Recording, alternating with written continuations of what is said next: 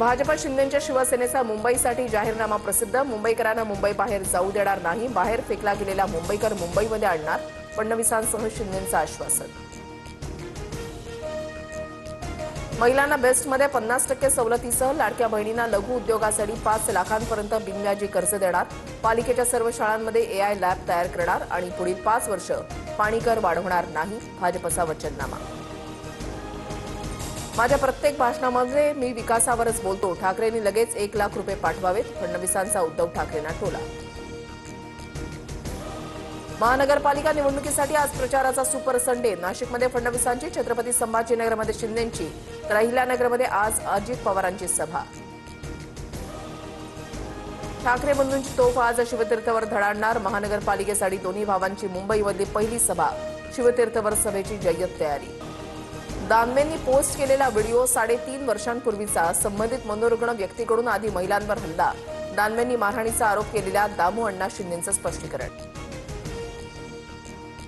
नितेश राणेंच्या मुंबईमधल्या बंगल्याबाहेर अज्ञातानं बॅग ठेवली, पोलिसांकडून बॅग ठेवणाऱ्या अज्ञात व्यक्तीचा शोध सुरू, तर मला सांगून बॅग ठेवायला आले असते तर त्यांनाच भरून घरी पाठवलं असतं, नितेश राणेंचा इशारा। ठाकरेंच्या शिवसेनेचे नेते दगडू सपकाळ शिंदेच्या शिवसेनेमध्ये, तर दिल्या घरी सुखी राहा, ठाकरेंच्या सेनेचे आमदार अजय चौधरींची प्रतिक्रिया।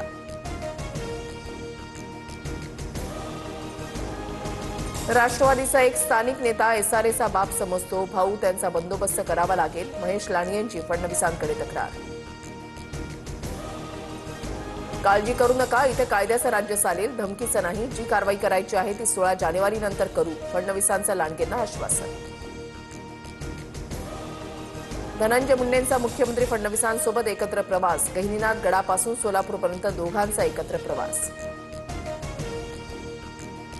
अमरावतीच्या वरुड नगर परिषदेमध्ये काँग्रेसचा गट भाजपमध्ये विलीन, मोहम्मद शौकात आणि भाग्यश्री अधव अशी काँग्रेस नगरसेवकांची नावं।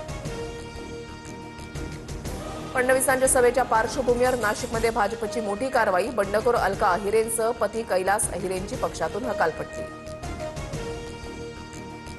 पालिका निवडणुकीमध्ये एका वेळेला एकाच वॉर्डची मतमोजणी होणार, मतमोजणीमुळे निकाल रखडण्याची शक्यता, दुपारपर्यंत स्पष्ट होणारं निकालाचं चित्र उशिरा जाहीर होण्याचा अंदाज। जिल्हा परिषद आणि पंचायत समिती निवडणुकीसाठी 10 फेब्रुवारीपर्यंत मुदतवाढ द्या, राज्य निवडणूक आयोगाची सुप्रीम कोर्टात विनंती। लाडक्या बहिणींचा हप्ता रोखण्यासाठी काँग्रेसचं निवडणूक आयोगाला पत्र, तर लाडकी बहीण द्वेषाचा काँग्रेसचा क्रूर चेहरा उघड, बावनकुळेंची टीका। गुन्हेगारांना सोबत घेऊन चंद्रकांत पाटलांनी विधानसभेची निवडणूक लढवली, पाटलांनी एवढं चुकीचं काम केलंय की त्यांना कोल्हापूरला जावं लागेल, रवींद्र धंगेकरांचा आरोप। मुख्यमंत्री फडणवीस आज पुण्याचं विजन मांडणार, अभिनेत्री गिरिजा ओक मुख्यमंत्र्यांची मुलाखत घेणार, 100 पेक्षा अधिक ठिकाणी मुलाखत दाखवण्यासाठी स्क्रीनची व्यवस्था। गुजरात दौऱ्याच्या दुसऱ्या दिवशी पंतप्रधान मोदींकडून सोमनाथ मंदिरामध्ये पूजा, सोमनाथ मंदिराचं रक्षण करताना आपल्या प्राणांची आहुती देणाऱ्या योद्ध्यांना मोदींकडून श्रद्धांजली। बिनविरोध नगरसेवक निवडीची न्यायालयीन चौकशी होणार, हायकोर्टामध्ये जनहित याचिका दाखल, बिनविरोध निवडीमुळे मतदानाचा हक्क हिरावल्याचं याचिकेमध्ये नमूद।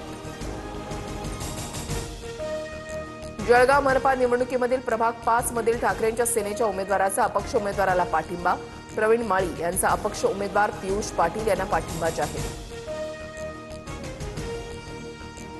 धाराशिवमध्ये 18 कृषी केंद्रांवर कारवाई, 15 केंद्रांचे परवाने रद्द, तर 3 कृषी केंद्रांमधील दुकानांचे परवाने निलंबित, खतं आणि कीटकनाशकांची नियमबाह्य विक्री केल्यानं कारवाई।